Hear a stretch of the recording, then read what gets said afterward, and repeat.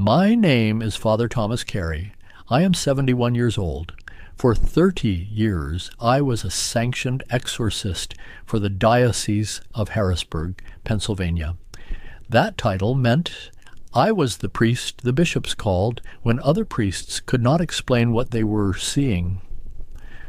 I traveled to homes, hospitals, psychiatric wards, and rural farmhouses across central and eastern Pennsylvania. I performed the rite of exorcism over 43 times in 3 decades, and I want you to understand something before I tell you about the last case. I want you to understand that I believed, not the way a man believes in a habit or a tradition, the way a man believes in the ground beneath his feet. Every prayer I said, every Latin command I spoke, every binding I performed, I meant every single syllable of it. I need you to understand how completely I believed before I tell you what that belief allowed me to do and what it allowed me to miss. If you are watching this and you have someone you love inside a system that uses spiritual authority to manage the people inside it, please stay. What I am about to tell you happened in a small house in Carlisle, Pennsylvania, in the autumn of 2009, and it is the last case I ever worked, because it was the one I could not survive with my silence intact. If these words reach even one family before it is too late, then please subscribe to this channel, like this video, and activate the notification bell so that you never miss a testimony like this one. These stories need to be heard, and there are not many of us left who are willing to tell them.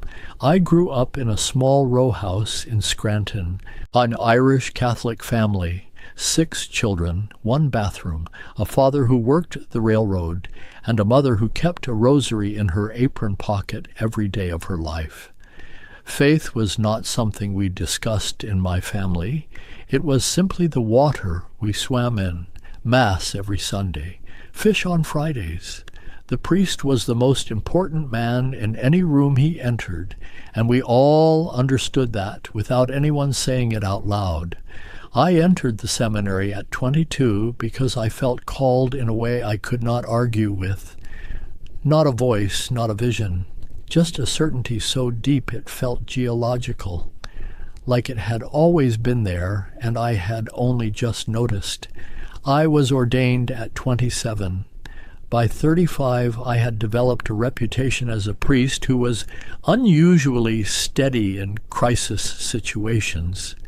Families in acute distress, parishioners who were fracturing under grief or fear. I did not flinch. I did not panic.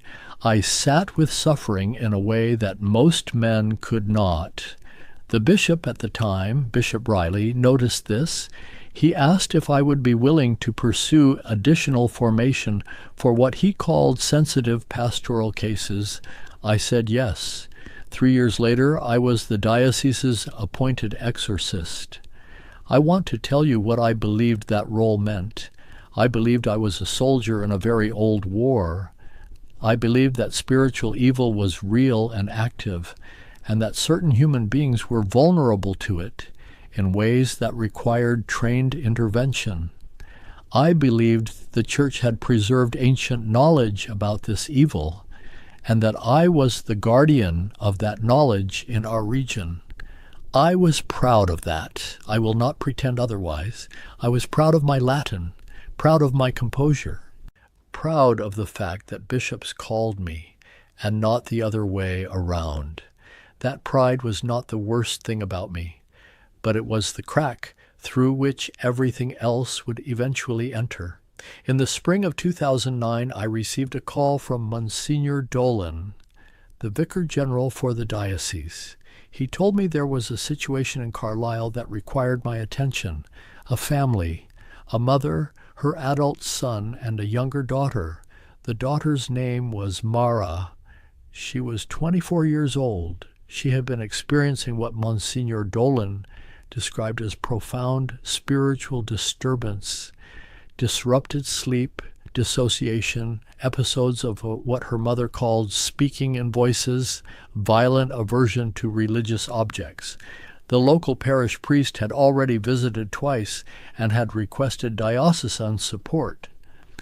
I drove to Carlisle on a Tuesday in October. The leaves were down. The house was a modest split level on a quiet street, the kind of house where nothing remarkable was supposed to happen. Mara's mother, a woman named Patricia, met me at the door. She was exhausted in the specific way of someone who has not slept properly in months. Her son, Daniel, sat in the kitchen and did not look up when I entered. Mara was in her bedroom. She was thin, dark circles under her eyes that spoke of genuine, prolonged suffering. She sat on the edge of her bed with her hands in her lap, and she looked at me the way people look at doctors they have already stopped believing in, not with hostility, with a kind of exhausted patience. She had been through this before. She was performing cooperation because she did not have the energy to resist anymore. I began my standard assessment, and then, around the 20-minute mark, she said something that I noted in my records but did not act on. She said, and I am giving you her exact words as I wrote them down that evening, "The bad thing didn't come from outside. It's been inside the house the whole time. It wears a face I recognize." I wrote it in my notes. I classified it as a manifestation of dissociative ideation, consistent with early-stage spiritual disturbance. I moved on. I requested permission from Monsignor Dolan to begin the formal preparatory process for the rite. He approved within 48 hours, unusually fast. I noted that too. I noted it, and I did not ask why. And here, if you are a person who has ever trusted an institution more than you trusted your own unease, here is where I want you to pay attention, because this is where I made the choice, and not the dramatic choice, the quiet one, the professional one, the one that felt like competence and was actually cowardice. I performed the rite of exorcism on Mara on November the 14th, 2009. It lasted 2 hours and 40 minutes. She cried through most of it. She did not resist in the ways I was trained to expect from an authentic case. There was no physical violence. There was no supernatural display. There was only a young woman weeping and occasionally repeating a phrase I could not initially parse. I thought it was Latin. It wasn't. It was a name. She was saying a name. And midway through the second hour, in a moment of stillness between the prayers, when the room was very quiet, and she lifted her eyes and looked directly at me, I heard it clearly for the first time. She was saying her brother's name, Daniel, over and over. Daniel, Daniel, Daniel. As if the word itself were a wound, she kept pressing. I stopped the rite. I don't know why I stopped. Something in the room changed, some quality of the air. I asked her very quietly, off the record, away from the other priest who had accompanied me. I asked her, "Is there something you want to tell me that has nothing to do with the devil?" She looked at me for a long time. Then she said, "If I tell you, will you believe me? Or will you write it in a report and give it to Monsignor Dolan?" And I told her I would believe her. She told me everything, not in a whisper, clearly, calmly, with the flatness of someone who has rehearsed a thing so many times in their own mind that the words themselves have gone smooth. Her brother Daniel had been abusing her for 6 years. Her mother knew. Her mother had gone to the parish priest. The parish priest had gone to Monsignor Dolan. And Monsignor Dolan had called me, not to help Mara, to explain Mara. I sat in that room and I understood with a clarity I have never lost since that I had been sent to perform a ritual that would give a traumatized woman a spiritual explanation for her own psychological collapse. That the diocese had rooted her suffering into my office because my office had the theological vocabulary to absorb it and return it to the family as mystery rather than crime. I had been, without ever knowing it, the final mechanism in a machine built to protect a family secret at the expense of the person that secret was destroying. I want to be precise about what I did next, because this is where the two versions of this story diverge. There is the version where I walk out of that bedroom and call the police, and there is the version that actually happened. What actually happened is that I finished the session. I packed my materials, I drove home, I called Monsignor Dolan and told him the case was more complex than anticipated and that I had concerns about the family's dynamics. He told me the diocese had been in contact with the family for some time and that there were pastoral reasons to handle things carefully. He told me that Mara was receiving counseling through a diocesan-affiliated therapist. He told me that Daniel had come to him directly and made a full confession and was undergoing spiritual direction. He told me that the seal of pastoral confidentiality was a serious matter and that my role was the spiritual well-being of the afflicted and not the adjudication of family disputes. I said, "Yes, Monsignor," and I hung up the phone, and I did not call the police. I want you to sit with that for a moment. A woman told me the truth. She told me specifically, clearly, by name, and I said yes to a Monsignor and hung up the phone. I told myself I had done what I could within the boundaries of my role. I told myself the diocesan counselor would handle it. I told myself Mara was in a better position than she had been before I arrived because at least now Dolan knew I knew, and that would create pressure. I told myself a great many things that were specifically shaped to make the outline of a coward look like the outline of a prudent man. If you are watching this and you have ever found yourself constructing a careful explanation for why you didn't do the obvious right thing, you already know the shape of what I am describing.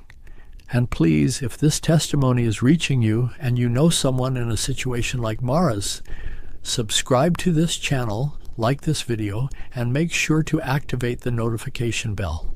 These testimonies exist because silence is the mechanism that makes all of this possible. Do not let your silence be part of that mechanism.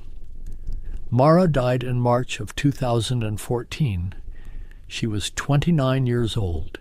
The official cause was an accidental overdose. She had been in and out of inpatient psychiatric care for 4 years by then. She never had a stable diagnosis because every clinician who tried to treat her was working with an incomplete picture of what had actually happened to her. Her spiritual wound had been addressed. Her medical wound had been managed. The actual wound, the one with a name, the one that lived down the hall from her, was never touched. I found out from a former colleague at the diocese who had retained some capacity for honesty. He told me in passing, the way you tell someone something when you've decided they deserve to know, but you don't want to carry it yourself anymore. He said, "You remember that Carlisle case from '09? The girl died." I said I remembered. He said nothing else. Neither did I. That was the last conversation we ever had. I retired from exorcism work in 2015. I told the diocese my health required it. That was partly true. What was entirely true was that I could no longer stand in front of a suffering human being and perform a rite of binding and release when I knew firsthand from personal experience that the diocese was capable of directing that right at a crime victim in order to spiritually reframe what a prosecutor would have called evidence. The years since have not been peaceful. They have been necessary. There is a difference. I read the Gospels now without the layered apparatus of institutional theology sitting between me and the text. And what I find there every time is a Jesus who turns toward suffering people with a directness that cuts straight through every structure built around him. He does not say, let us handle this through the appropriate channel. He does not say, there are pastoral reasons to be careful. But he stops. He looks at the person. He asks what they need. And then he does it. That is not what I did for Mara. What I did for Mara was finish the session and drive home and say yes to a Monsignor. If you are watching this and you have a family member who is suffering and the institution around them is producing explanations instead of protection, hear me. The explanation is not the help. The explanation is what happens when the institution needs the suffering to be spiritual rather than criminal, because criminal has consequences and spiritual can be managed. I know this because I was the person they sent to produce the explanation.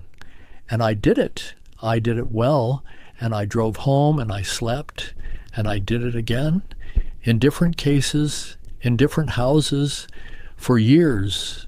Not always to cover crimes, sometimes to genuinely help people, but the mechanism was the same.